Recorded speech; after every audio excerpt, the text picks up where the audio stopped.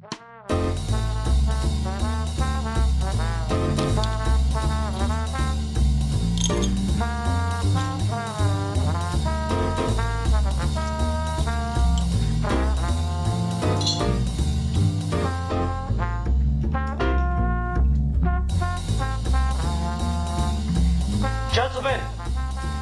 the time has come once again to discuss things.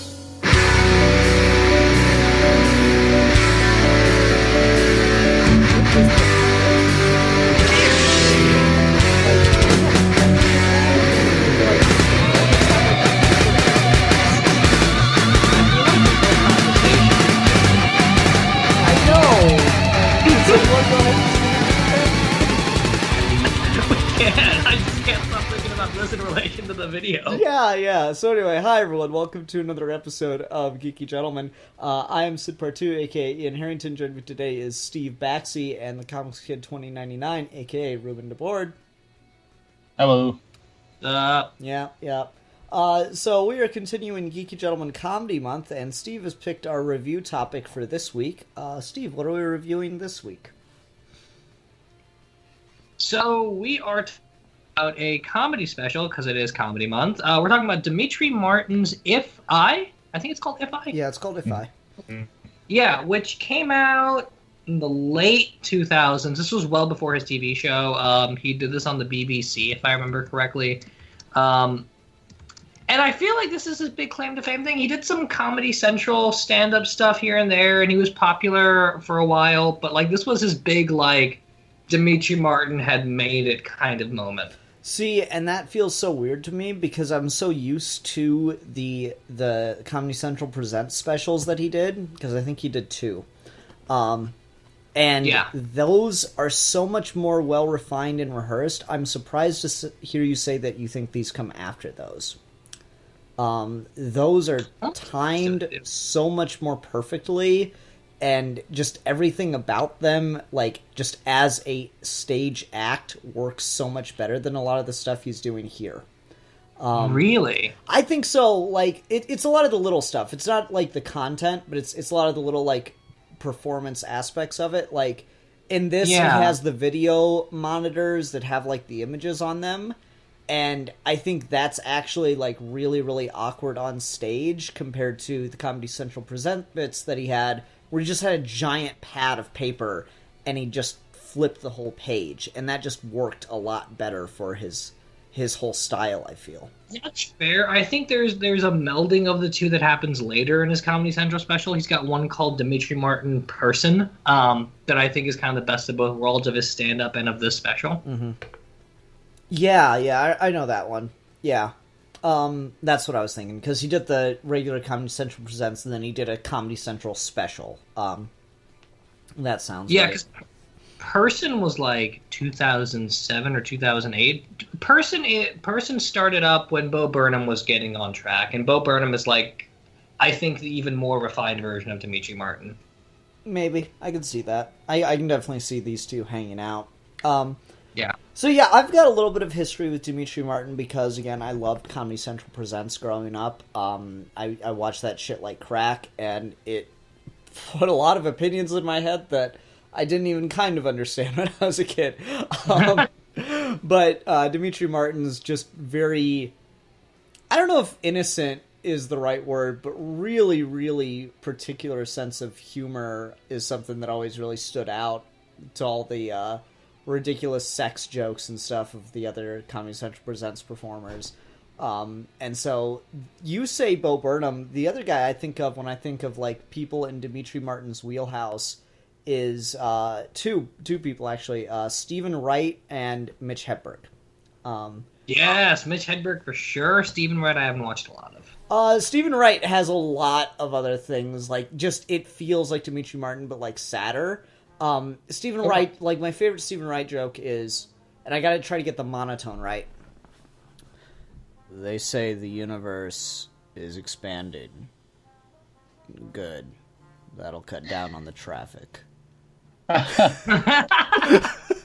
And so it's just he's got a very dry sense, and so Demetri Martin's a little more cheery than that, but Yeah, all those guys I can definitely see in a very particular kind of like really weird kind of non sequitur wheelhouse for stand up. Yeah. Well, and part of the reason if we want to get into it a bit more, part of the reason I picked If I had more to do with because I want to talk about Dimitri Martin more generally than just the special.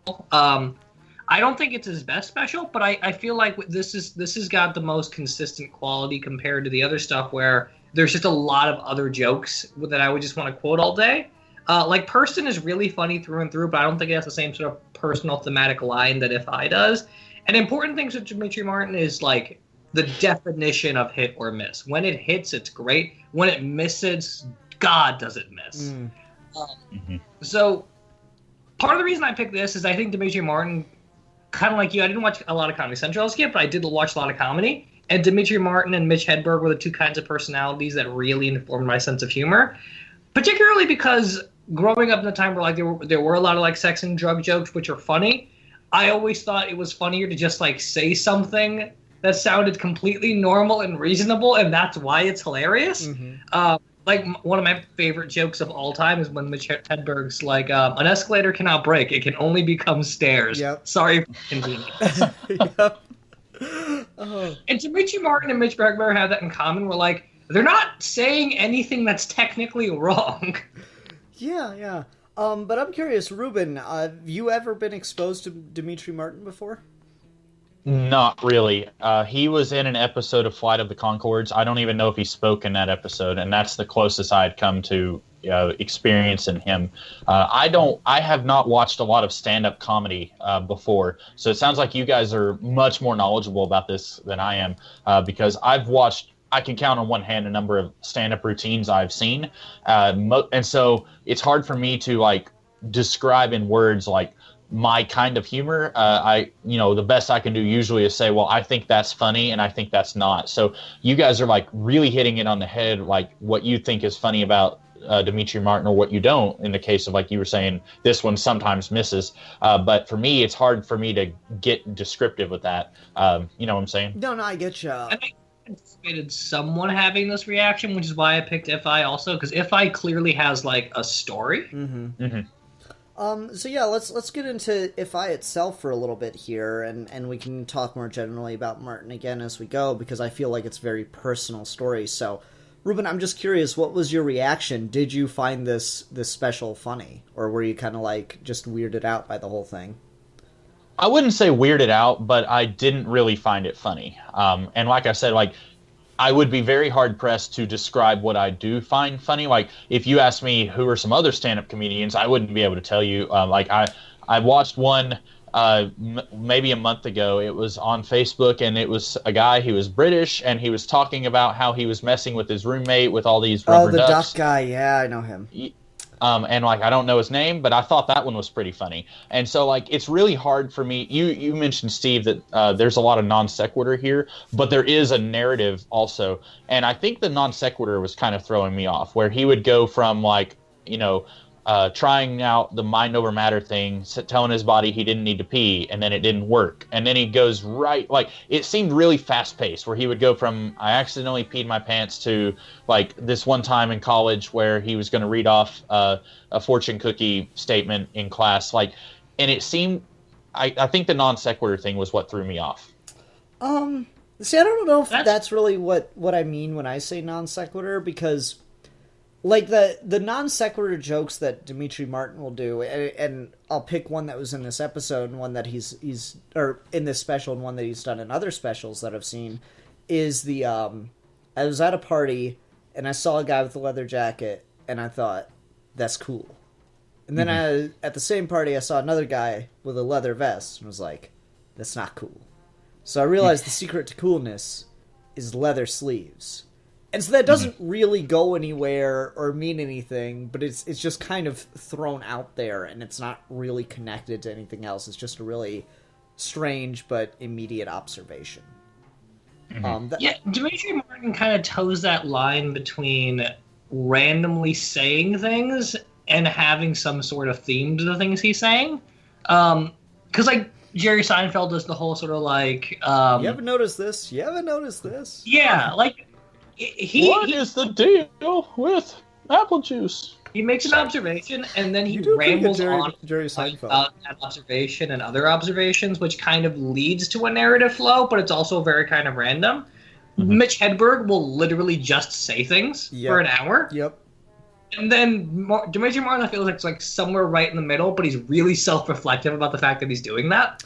That's the thing that makes Dimitri Martin really interesting to me. I really like stand-up comedians that get really into what they're doing. Because stand-up is... It's weird.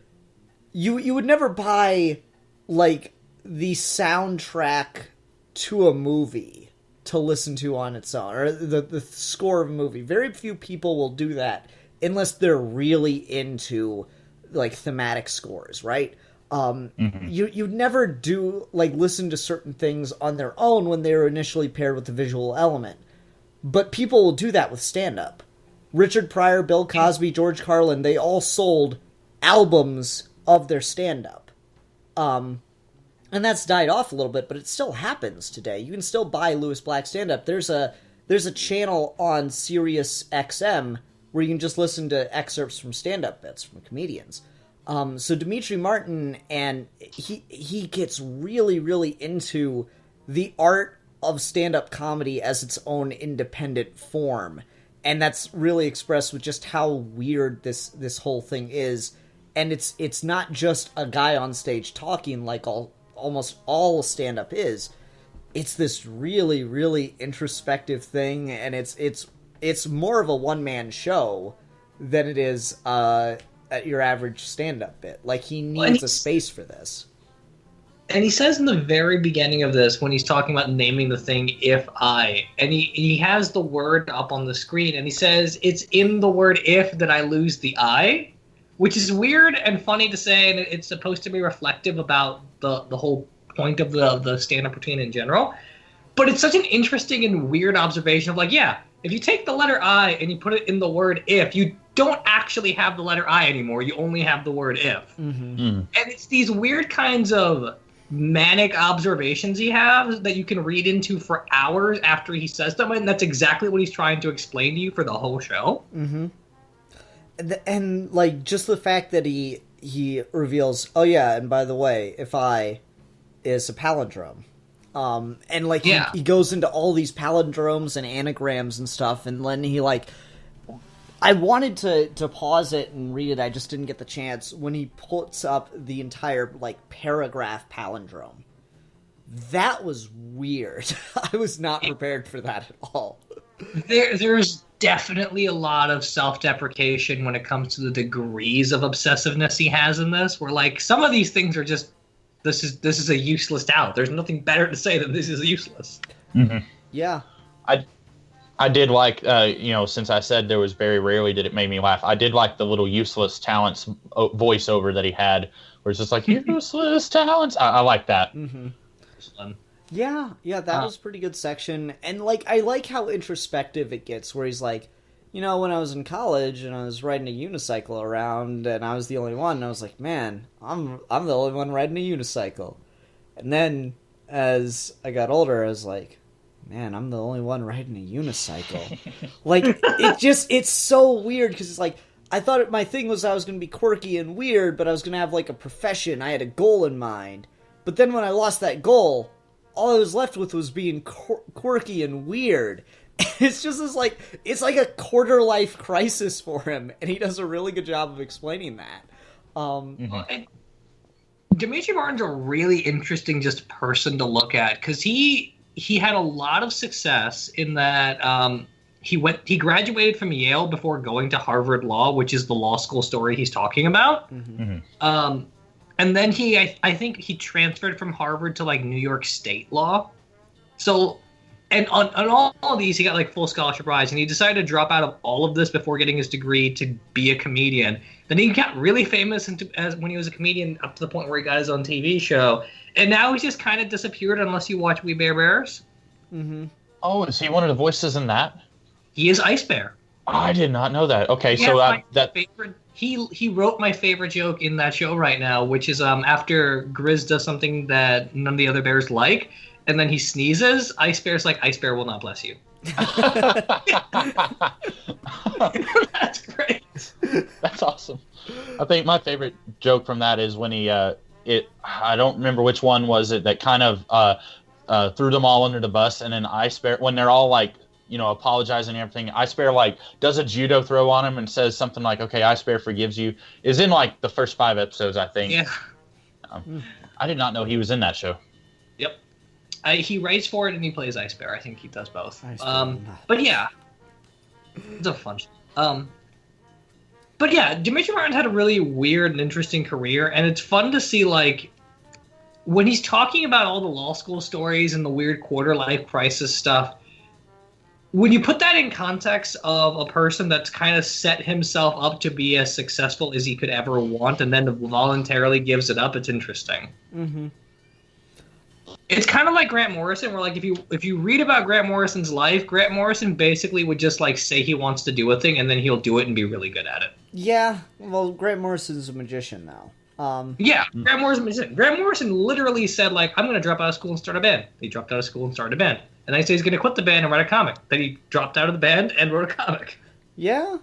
That guy kind of can do anything. I guess. So Demetri Martin's like the whole thing that I find really relatable about Demetri Martin, particularly in this bit or in this act, is he kind of, I'm echoing just a little bit from somebody. He embodies this kind of like directionless thing that I think a lot of people in our generation kind of go through or went through. And maybe I'm just specializing it to our generation, but I don't know, like, I've never seen other media really get to this feeling of just kind of existential dread of being told you can do anything and then having to realize you can do anything. What does that mean? What does that leave me with? It you know, you're kind of paralyzed by choice. And so, like, he kind of embodies that feeling a little bit, where he's trying to be so systematic about how to live his life, and then you realize that life isn't something that can be handled in that way. And I mean, you kind of intuitively know that, but to see someone break it down and show just how impossible it is to live your life systematically was really, really interesting and just very relatable. I mean, his whole thing of, like, wanting to go into college to be a corporate lawyer, I related to heavily because that's what I wanted to do, and then actually getting into college, I'm like, no, this is a terrible idea. Why would I ever want to do this? You would be the best corporate lawyer communist, Steve. I probably would. Yeah, I had to become a communist to realize I don't want to be a corporate lawyer. There you go. No, so I don't know. There's something just very relatable about that whole thing he goes through. I don't really know what to call it, because there's a bit of existential dread, but then there's just, like, there's something else to it, and I really can't put my finger on it. Any stabs at it, Steve or Ruben? You go first, Steve. Well, I mean, I think crisis is a good way to describe it, but I also just feel like it's one of those things that I think art now does really well, and we don't pay attention to it as much as we used to because it's not as unique anymore. Like, I think Demetri Martin and his style of comedy and his level of success has kind of shown why things like memes take off. Mm-hmm. Because memes are the same sort of thing, right? Where, like, everyone's relating to these directionless, aimless, borderline depressive jabs at life. Mm-hmm. And Demetri Martin was doing this in a way I don't think anyone else quite was. And even if they were, Demetri Martin looks and sounds and went through these things as, like, a younger person around our age, especially when we discovered him. Demetri Martin's stand-up bits are designed to be YouTube clips and memes in a world before those were even taking off. Mm-hmm. But right on the precipice of those things taking off. Yeah, that's a good point. Because, like, there's so many great comedy routines, but, like, they take you, like, if I want to show you a clip of Robin Williams, I have to ask you for 5 minutes of your time. I can just quote you a Demetri Martin joke. That is the thing. Like George Carlin is was a great stand-up comedian and pushed the entire form forward, but no one else can do Carlin, man. Like, yeah. I know the words to 7 Dirty Jokes, and there's a stand-up act he did in his, like, 70s or something, where he just opens it and it's a fucking poem.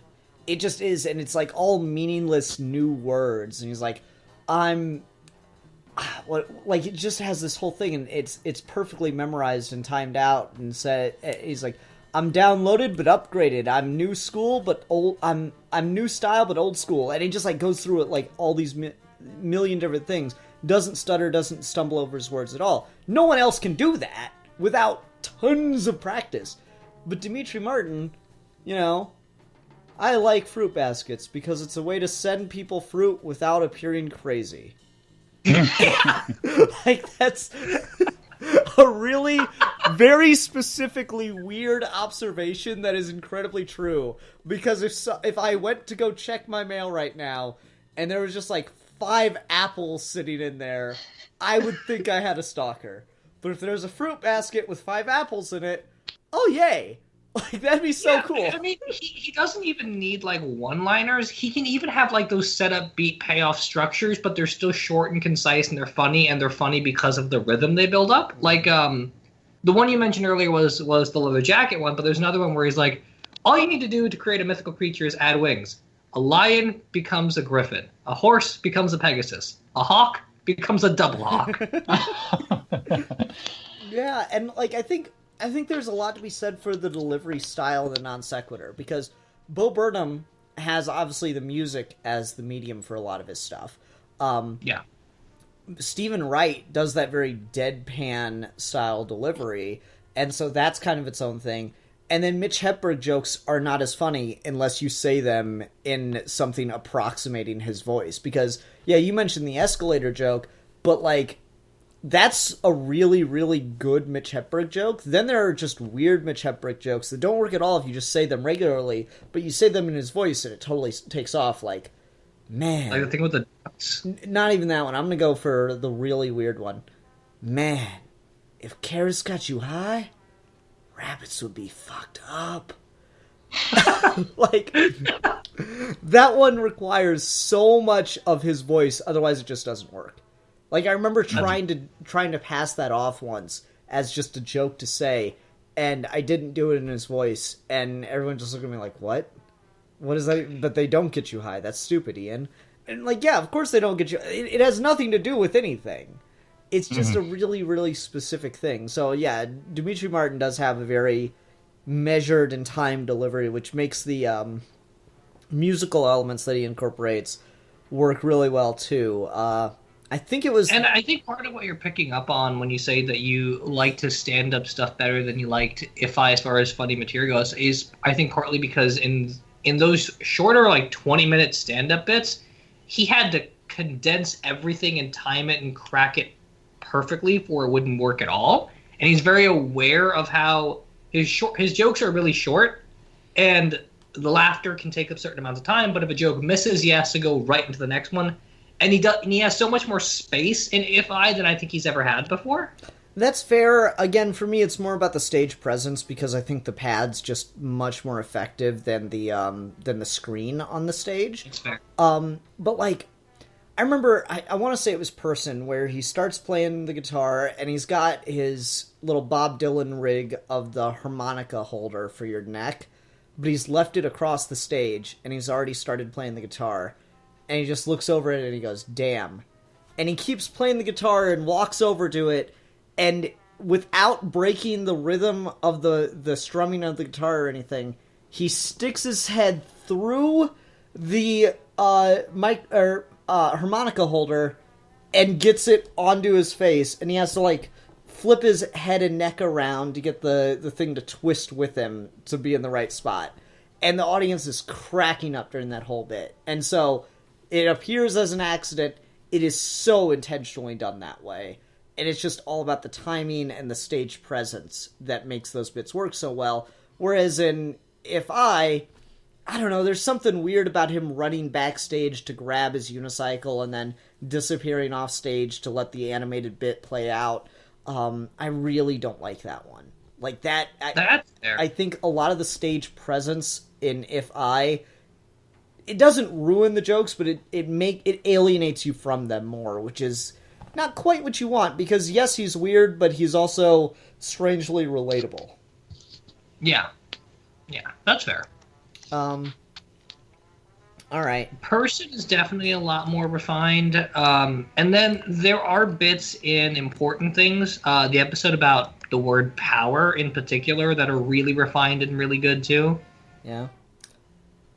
I don't know. There's something about the stage presence that Dimitri Martin brings. Because I know Bo Burnham's mentioned this as well, and I know I've heard it against Dimitri Martin, wherein stand-up comedians will say that those two aren't really doing comedy because they have all these other external things to help them with the act. Like, obviously, Dimitri Martin, a lot of his stuff doesn't work as well without, like, imagery in that notepad.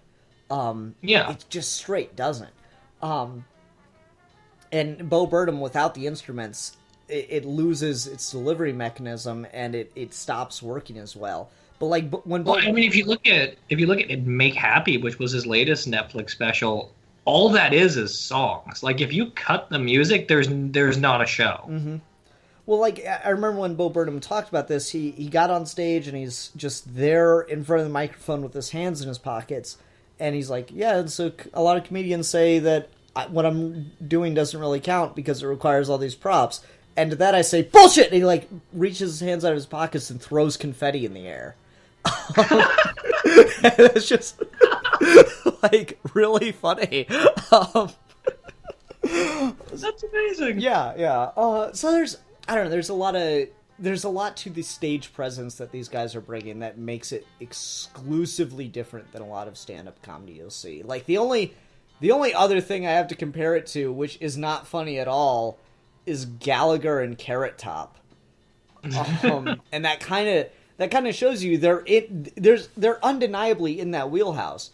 The whole, like we were talking in If I, the whole useless talents thing is nowhere near as interesting if you don't actually see him doing those things. But, like, he wouldn't be able to do those things on stage and call it comedy if not for Carrot Top and Gallagher with their prop comedy. Yeah. But, like, he's a million times better than them, because Carrot Top's bits were like when the Gillette razor was just becoming a thing with, like, the multiple blades, and he goes, see, and I've got the new advanced model right here where it's got 17 blades and a roll of toilet paper for all the cuts you'll be making to your face. Like, that was one of Carrot Top's, like, most riotous bits until people realized, oh yeah, the actual multiple blade thing does help. Who would have guessed? But anyway, like, that is just it's somewhat relatable, but it's just so generalized and honestly stupid. And then no one found Carrot Top funny, and then no one found Carrot Top funny even more when he could beat you up. Because Carrot Top got jacked, it was weird. But then Dimitri Martin and Bo Burnham came in with this prop comedy element, but it's so introspective and relatable in a very particular way. And I think If I does that the best, where I had no idea Dimitri Martin was married and divorced. That was crazy to find out. And so it just... He's got a kid, I think. Oh, really? Okay. It's just a very, very introspective and interesting thing to look at. Again, I'd classify this more as one-man show than comedy bit, if not for the fact that he's done stand-up. Someone on YouTube, the version I guess we all three watched was the 48-minute version. And I think one of the top comments in that video, someone said, this guy's not a comedian, he's a philosopher. And I'm wondering if you guys liked it more than I did, because I know both of you are really into philosophy, Steve especially, and I think Ian, you are more than I am. And so I'm wondering if maybe that's why you guys... It's just my major, whatever. Oh, I didn't know that was your major. I knew that was Steve's thing. I didn't know that was your major. Sorry. But I'm wondering if that's maybe a reason why you guys kind of latched onto this particular program, or the If I, more than I did. I mean, I definitely got a little bit of that. He's doing philosophy that I don't like. Quick grade school version of this. Early 1900s, a bunch of philosophers decided that philosophy sucked and they wanted to go create their own thing, so they created analytic philosophy, which is just to look at language, and it's all based in logic, and that's very important and necessary, and you wouldn't have things like computers if not for this branch of philosophy, but at the same time, it's also dumb. And so Dimitri Martin, and then you have like traditional philosophy like Plato, Nietzsche, all that shit. That's called continental philosophy. So there's the 5-minute grade school version for you. Dimitri Martin, what he's doing here is definitely philosophizing, but he's doing it in a very analytic way. And so I can't help but feel like he's... Well, hold on. I can't help but feel like he's kind of making fun of analytic philosophy, whether or not he realizes it. Because the thing that drives me crazy about analytic philosophy is, like, continental philosophers are notorious for doing this shit where they, like, you know, will take on a big question and will cite scientific evidence of the reason that they think the way they do about this question, and then will completely ignore contradictory scientific evidence. And so it's just, it's armchair science at certain points with continental philosophy. And that's annoying.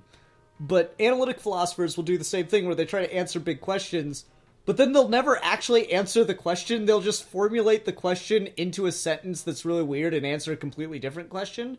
And the example I always go to for this is in Batman and Philosophy book, where they ask the question, are Joker and Batman the same person? And so us as comic book fans, we all know what that question means. We know what the intention and the thought process is behind that. This thing decides to say, no, Batman and Joker are not the same person because only one person can have identity A. If two people have identity A, then therefore there's not a single identity A. And that's just the dumbest... Like, it's a completely different question you just answered than the one that was being focused on. So what Dimitri Martin, I feel, does here, and to wrap this back, sorry it's taking so long, what Dimitri Martin, I feel, does here is kind of a jab at analytic philosophy, because he's asking these really big questions that are filled with existential dread about what the hell am I going to do with my life. And he's trying to answer them in an analytical fashion and proving how goddamn much that does not work. And I really enjoy that. What were you going to say to that, Steve? I don't agree with that. I don't think that's what he's doing. I also don't... I feel like everything he's doing is drenched way more in continental stuff, particularly with, like, the language games and stuff. Like, I think the whole sort of point of it is, if you want to answer questions about your identity, you can figure out those answers in artistic ways. And, like, there's hyper-analytic stuff there, but I think it's all in a very continental fashion. No, that's what I said. I think he's kind of making fun of analytic. I don't think he's making fun of analytic philosophy, though. I didn't see anything in this as being... Really? Analytic like the word games and trying to derive... But that's all rooted in Wittgenstein, and that's mostly continental. Wittgenstein's early, though, right? Like, he's right in that divide, isn't he? He's World War I-ish. Yeah, so he's right in the divide as like, the thing was starting to happen, so... I don't know, it's... I don't know, I didn't really see it that way. My grade school definition and distinction between analytic and continental is the scene in Rogue One where someone says rebellions are built on hope, and then a droid says, I find that answer vague and unconvincing. Philosophy jokes. We got them. I think that one works a little bit better, but oh man. So I didn't necessarily see it that way. But Ruben, to get to your question, I think part of the reason I went to philosophy and in both undergrad and grad school now is because I liked stuff like this. Mm-hmm. So maybe that kind of the fact that this built my sense of humor and then built that into doing philosophy. I think that circles back around now because I actually know philosophy. I like this stuff more. Mm-hmm. I won't say this is my favorite thing Dimitri Martin's done, but this is the one that I think it's like clearest and easiest to talk about in terms of like a narrative. Everything else can just kind of be like talking about the jokes constantly. Like Person is great. He's done like some TV specials and stuff here and there, and he's done other like stand-up comedy bits on Comedy Central. He was on the Daily Show for a while, and all that stuff's really good and really funny. But we wouldn't be able to talk about that without just quoting jokes in a way that this special allows us to branch out more. No, I agree, and I quite like that you picked this because I'd never seen this special before for whatever reason. Really? Yeah, probably because it was BBC. Oh, fair. That'd just be my guess, but.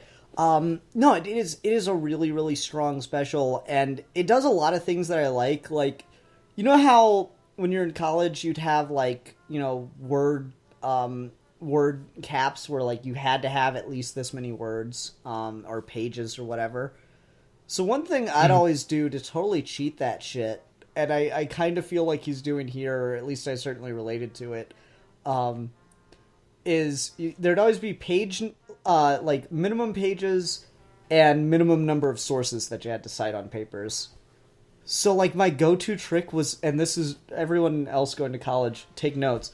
My go-to trick is always look up a word or some kind of concept that you're forming the paper around in a dictionary, quote it, and then bam, you've added length to your paper and you've added a source.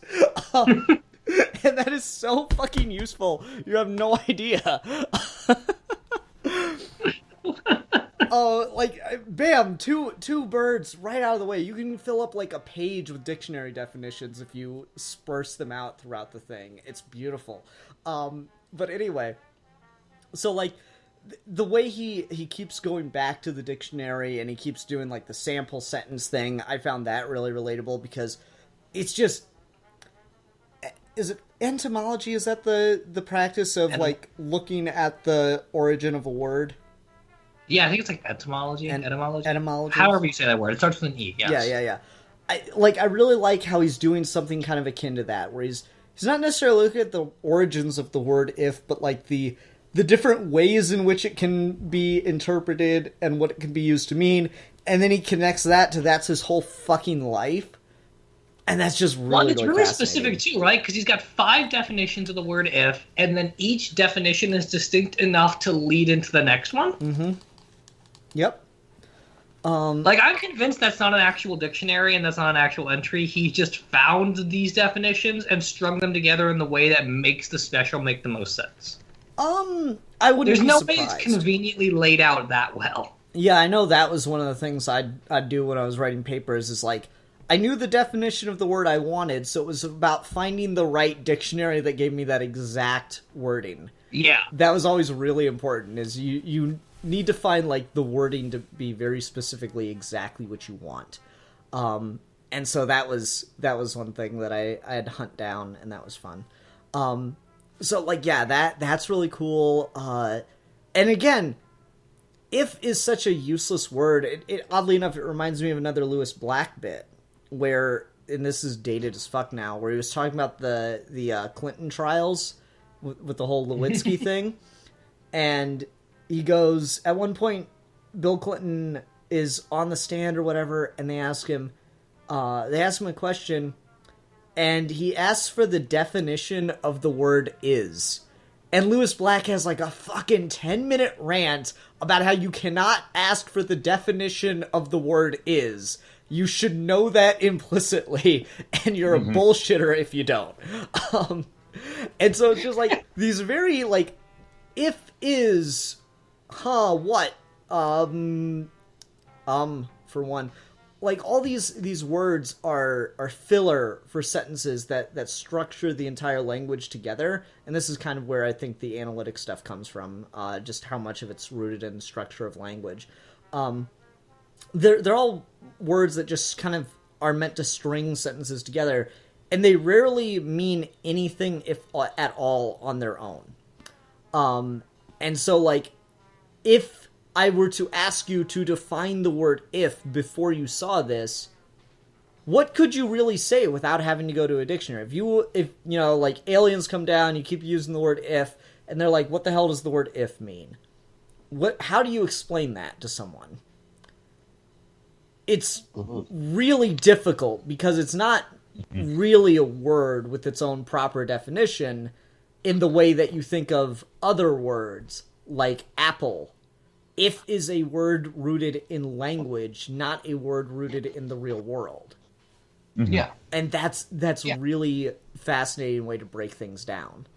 Well, and that makes it a great metaphor for like having an existential personal crisis, because now everything becomes about what's not necessarily in the world, but how you operate in it. Mm-hmm. Yep. That's really cool. It's it is a deceptively complicated title.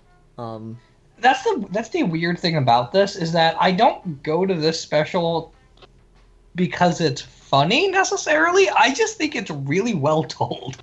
Yeah. This is... Go ahead. It might as well just be a short story. Yeah, I'd agree with that. Did you have a favorite moment from this, Steve? Useless Talents is really good.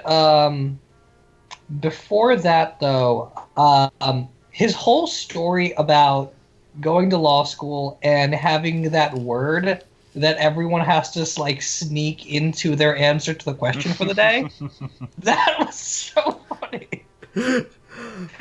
Oh, yeah, that's a good one. Because I've done shit like that at work. Like, I just announced at work one day to all the employees, not to management, to all the employees, everyone, wear a silly hat tomorrow. And we did it, and that was pretty fun. They were not prepared for that at all. I have a propeller hat, by the way. Those are fun because they move as you walk. Anyway, so yeah, the whole college story was pretty good. I already kind of mentioned mine. I really, really like the fucking bit about the unicycle. That was so fun.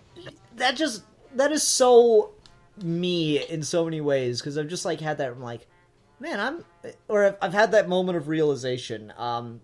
Sartre had a fucking word for this. Of course he did, because he was French.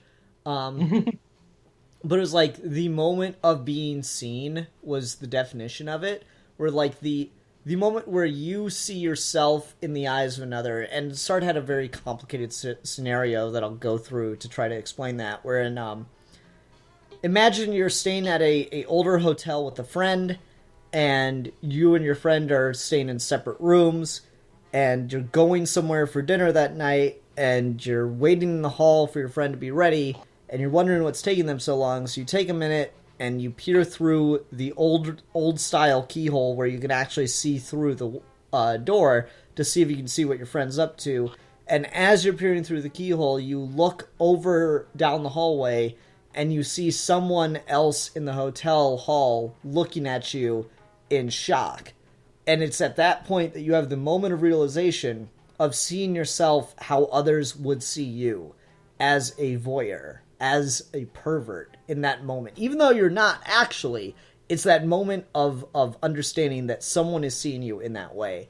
And so that kind of, again, it gets back into like the philosophy and just that idea of realization of self in the eyes of others. That was really interesting. So that's why I really like the unicycle bit. Mm-hmm. How about you, Ruben? Did you have something besides the useless talents that you really liked? I would say my next favorite one was probably the little bit where he was talking about the fortune cookie and then trying to work that in law school, and then he backed down, and then he thought he heard his name again, and then he did it, and then he realized that the professor wasn't calling his name again. I thought that was pretty funny. Yeah, that was a good one. Okay. The whole sequence of events of how he gets to college and leaves college, I think, is some of the best stuff in this whole special. I'd agree. It's really interesting to hear how he just dropped out and went to comedy. It's so weird how many people who have like these very particular career paths have gone into comedy and television and stuff. Like, what is it? Matt Groening of Simpsons and Futurama, his major in college was philosophy. Yep. Huh. And it's weird that like that's what he goes into, and so many people go into entertainment. Tom King, philosophy major. Bruce Lee. Yep. Wes Anderson. Wes Craven. Oh, I didn't know Wes Craven. That's cool. Yeah. It's not philosophy, but like you have the guy who he played the Punisher in the 1980s. He's like a physicist or something. Yeah, and he has a degree in physics, I think. Yeah, Demetri Martin's got a lot of high credentials too. Like I said earlier, he graduated from Yale, but I think he has some kind of like published chemistry paper from that college. Like that dude was going places and decided not to. So you ever heard of the guy Brian May? He was the guitarist for Queen. I'm sure you've heard of Queen. Brian May is a theoretical physicist. That's awesome. Right. See, it's like that fucking Futurama joke with the Harlem Globetrotters. Yeah, right. Oh, man. Yeah, so... I mean, can you just imagine, like, going into, like, physics class and your teacher, your professor's the guitarist from Queen? Right. That'd be weird. Oh, that'd be amazing. Yeah. I don't know. So the other thing I wanted to talk about is how you felt about just every now and then randomly playing music. Because I know, Ian, you've had like a longer into this, but Ruben, I wasn't sure if you haven't watched a lot of comedy like this. Whether or not stuff like that takes you by surprise. Yeah, at first, and then like the further you get into it in this one, I was more okay with it, I guess, by the time we get closer to the end. But yeah, with so little, with me having so little experience with stand-up comedy, it did take me by surprise at first, because what little I have watched, I don't think any of them have ever done anything with music as part of their act. Yeah, and it's always interesting when they do. I wanted to pick Bo Burnham Make Happy, but the problem with Make Happy is that it's just like 12 songs, and the comedy is sporadically within those songs.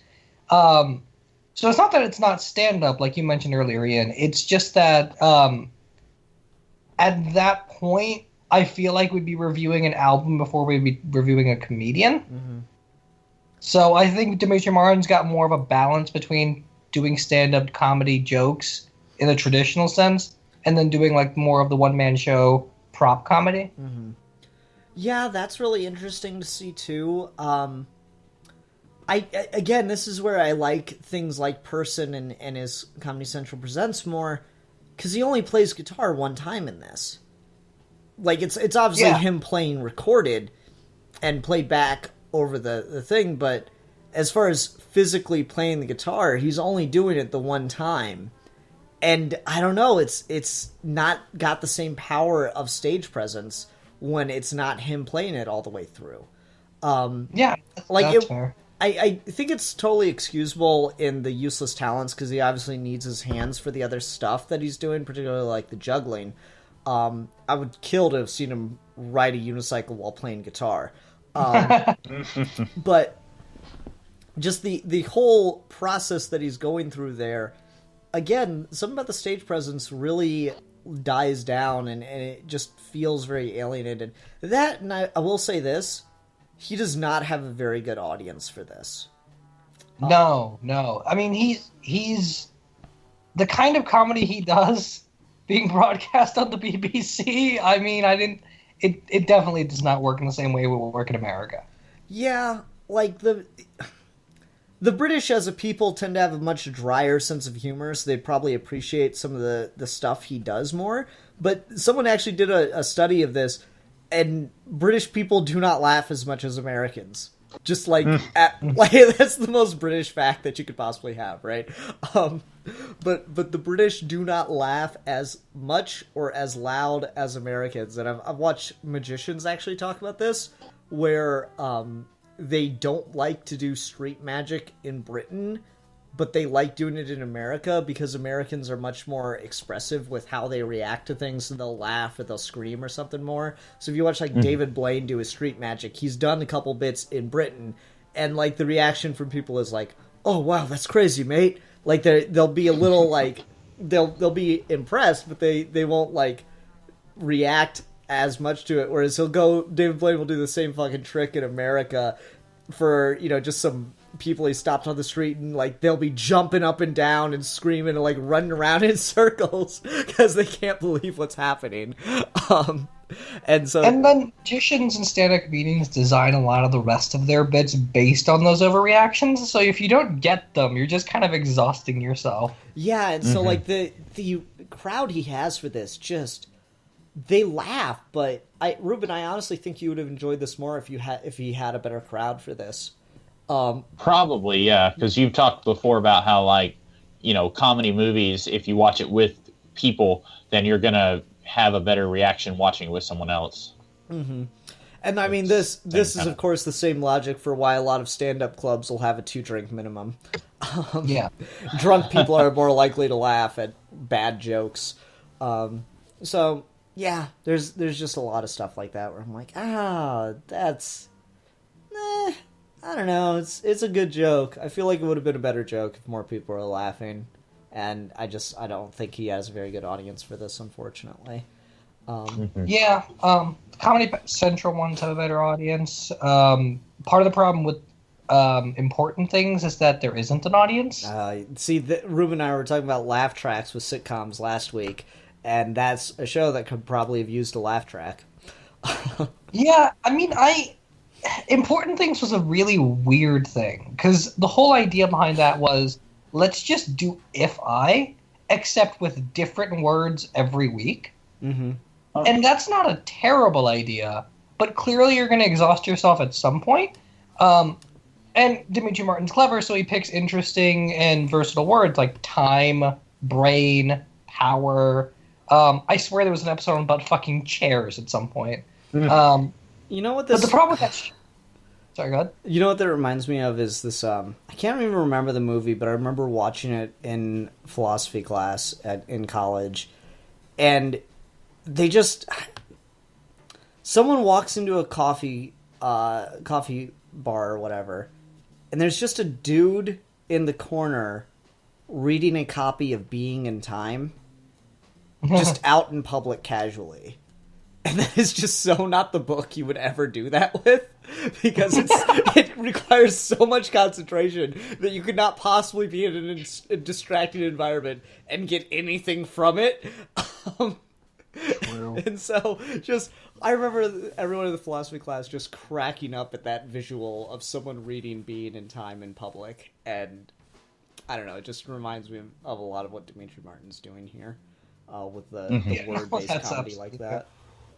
And also, just real quick, fuck Heidegger. Okay, go on. But yeah, Important Things, it was structured in a way where, like, Dimitri would be on stage, and he would introduce the word for the week, and he would have an audience for that. And that would be really funny. But then you'd get a series of skits, and they'd be like SNL-style skits, where, like, you'll have guest stars and stuff in for them. Sometimes he would, like, voice over his own skits. So, like, there'd be one where, like, he has a girlfriend, and they're getting counseling, because he's not good with his emotions, and he's just really, really, like, bland all the time, but he overreacts to, like, really dumb things for no reason. There's another one where, like, he's an actor, and he has to emote a certain way, and then they cut because he can't emote properly, and he emotes perfectly every time he's off camera. So, like, those are fun, and they poke fun at the Dimitri Martin style of comedy. The issue is just that it's structured to be kind of alienating. So, like, he's not talking to you. There are too many people going on. There's too much of, like, a narrative setup as opposed to just kind of a talking thing. When Important Things is good, it's everything that's wrong with If I done better. And when Important Things is bad, it's everything about If I that's awkward. Mm-hmm. That really sounds like it. It sounds like he's had a hard time branching out, and I feel like this is a thing that happens with a lot of comedians, because what you're describing is they tried to turn his stage act into a show. And, like, that's a thing that happens with a lot of people. Like, Louis C.K. Had a really, really great stand-up bit back in, like, 2006, 2007. And then he had an HBO show called Lucky Louie. And literally all they did was translate his bits into segments on the show. So he has this great bit that's all about trying to argue and explain things to a kid that just keeps asking the question, why?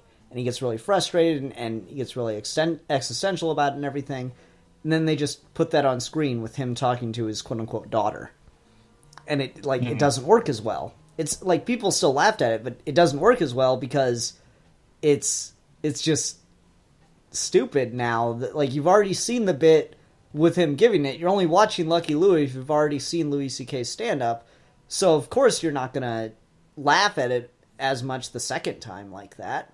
So well, I mean, everyone wants to be Seinfeld, right? Mm-hmm. Everyone wants to do the whole thing of, like, let's take this guy's stand-up and just make a whole show centered around it. But the kind of brilliance and ultimately why most of it doesn't work anymore of Jerry Seinfeld jokes is that they're about nothing. Mm-hmm. Like, they meander. It's him standing there rambling, and it's a show about people rambling. Yep.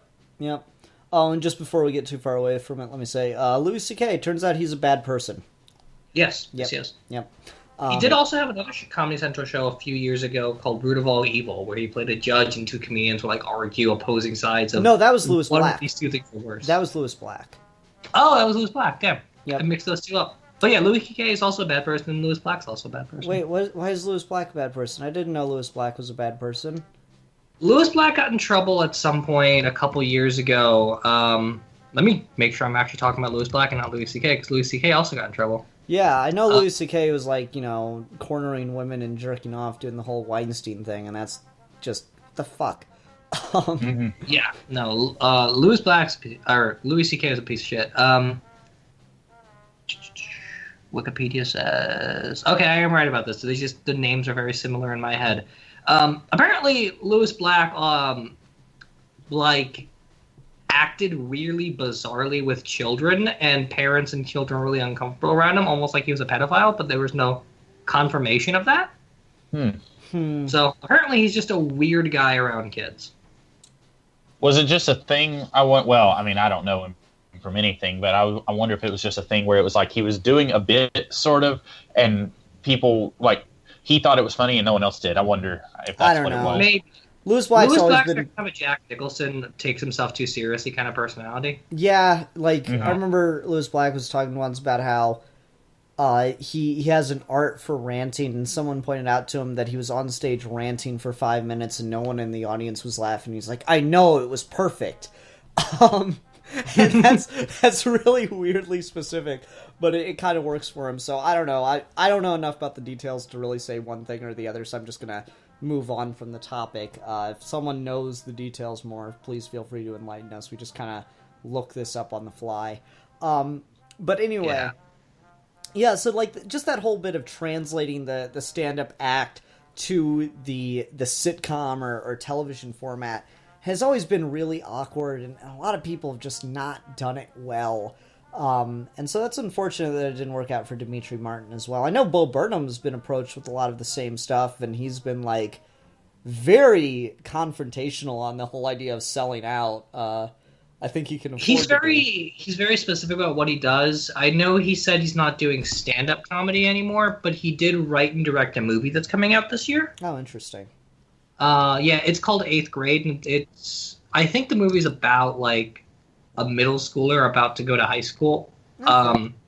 So, it's, like, right in his wheelhouse of, like, personal stories and stuff like that. But he's done a lot of stuff outside of comedy now, which is fun. Yeah, that sounds like him. I know he's struggled with a lot of stuff. So, yeah. I don't know. Big Happy is, like, the saddest thing ever. I just remember, what is it? How the one where he's talking about how artists are just spoiled children that want attention. That was a really, really funny one. It was like dark and sad, but pretty funny. Oh well. So other stuff with Dimitri Martin, I think he is just one of those weird guys that's kind of like doing some very experimental stuff with stand-up, and I'm glad that he's doing it. I would like to see more from him. You're right, Steve. He has dropped off the map since the late 2000s. Yeah. I mean, We Bear Bears is kind of the only time I even hear of him at this point. But that's such a small thing. Mm-hmm. Mm-hmm. And it's not like that show channels his style of comedy as much as it just has his sort of like familiar wordplay. Yeah. That's too bad. I was looking him up. Oh, go ahead. Go ahead, Ruben. I was looking him up on Internet Movie Database, and I was just looking at his acting credits. His first thing was like 2002, and then there was like 5 credits, and then it's like 2011, and then it's like from that point on, it's like all We Bear Bears, like a whole bunch of shorts, and then like I guess the main show. And so like it's mostly as far as acting goes, and I know he's done some writing also, but as far as acting goes, it's pretty much just We Bare Bears. Like there's very little stuff he's done that's outside of that. Didn't he do a movie about like organizing Woodstock, or is that someone else? I don't know. He did do a movie. I don't know if he did one about organizing Woodstock. He did a movie with the woman from Community, whatever her name is. It's him, it's her, and it's one other guy whose name I'm blanking on. But they did a movie back in like 2016 that was, I think, slightly biographical. I don't entirely remember the details of that one. It wasn't very good. Okay. I don't know. Dean? I don't know. It's hard to tell. Yeah, that was it, Dean. Okay. I don't know. He's just needs to be doing more. It's been unfortunate that he hasn't been around as much anymore. I remember, like, I think he had a midlife crisis before he became middle-aged, and now he's middle-aged, and there's no crisis. Yeah, he's just kind of done with it all. It's funny. I think the first thing I ever saw him in was a Conan stand-up bit. Oh, really? Yeah. Yeah, I think I'm thinking of someone else for the Woodstock. Oh wait, no, Talking Woodstock. Maybe that's it. Or Taking Woodstock from 2009. There we go. He's in that. That's what I was thinking of. Is that a movie? Yeah, Taking Woodstock. A man working at his parents' motel in Catskills inadvertently sets in motion the generation-defining concert in the summer of 1969. And I think he's the man that inadvertently sets it up. So, there you go. Oh, looks like he's the main character. Yep. Okay. Well, I don't really have much else to say about Demetri Martin or If I, but would like to go for a minute or two longer, so we've been pretty good about not just quoting jokes, so Ruben, feel free to pull from the show if you want, but I just want to say one of my favorite Demetri Martin jokes, which was from the Conan stand-up special, where he was talking about how he got out of a coffee shop, and he had a bagel and a coffee, and he wanted to eat his bagel, but he also wanted to hail a cab, so he just decided to raise his coffee hand while he munched his bagel, and he was confused as to why no cabs were stopping for him. And he looked up and he saw the coffee. He's like, it looked like I was toasting Fifth Avenue. It's just really funny. How about you, Steve? Favorite Demetri Martin jokes that we haven't mentioned already. Yeah. I have one that isn't from this special either. But he's got one where I think this is in person. This is probably in person. But he says something like, I think a treehouse is really insensitive because that's like killing someone and then making your friend hold it. That's pretty good. Yeah. How about you, Ruben? From this one, I would say ones we haven't talked about already. You mentioned the leather jacket and leather vest one. I thought that one was pretty good. When he was talking about like how he spent so much time on word puzzles when he was younger, just so he could say, "Look, I'm really smart." I thought that was kind of funny. That was good. Do what? That was really good. Yeah. Yeah. I'm trying to think of a lot. See, I watched it a few days ago, and so some of it I forget until you guys bring it back up, and I'm like, oh yeah, that was in this one. I think we've named some of the ones I thought were really funny though. Okay, all right, that's cool. Well, I guess we're out of stuff then. One more joke, just because Demetri Martin's on Twitter. Apparently, I didn't realize this until just now. Oh God. The difference between a row of motorcycles and dominoes depends on how nearby the motorcycle owners are.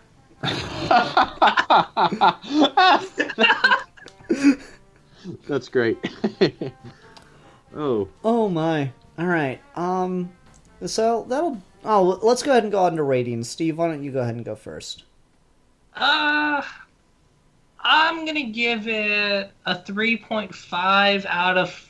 I'm gonna give it 3.5 out of 5 useless talents. I like this a lot. It is a legitimately fascinating comedy special, and Demetri Martin's one of my favorite comedians. It is really awkward, though. It's not the one that I think is like the best representative of his best jokes. I don't think it has a lot of my favorite Dimitri Martin jokes, but it just kind of catches you because of how fascinating his whole story is. Okay. I'm gonna give it 3 out of 5 palindromes. Because I do like a lot of it. I just feel like the stage presence and stuff isn't as refined as other stuff he's done. How about you, Ruben? I would say I'm gonna go for 2.5 fortune cookies out of 5, and not so much. I don't think it's bad. I don't think it's necessarily for me. I think it's much more geared towards other people who will find it much funnier than I would. All right, that's fair. Well, it's my turn for a topic choice, correct? Yes. I believe so. All right. This will be interesting because next week we're going to discuss the distinction between dark humor and offensive humor. Oh boy. And so that is often a very fine line, and it should be interesting to talk about and get into. And maybe we'll lose some subscribers over that one. Challenge accepted. All right, everyone, thanks very much for watching. Until next time, I'm a victim of circumstance. I'm the Exile. And I am the Comics Kid 2099. And we are your Geeky Gentlemen. And we will be discussing things.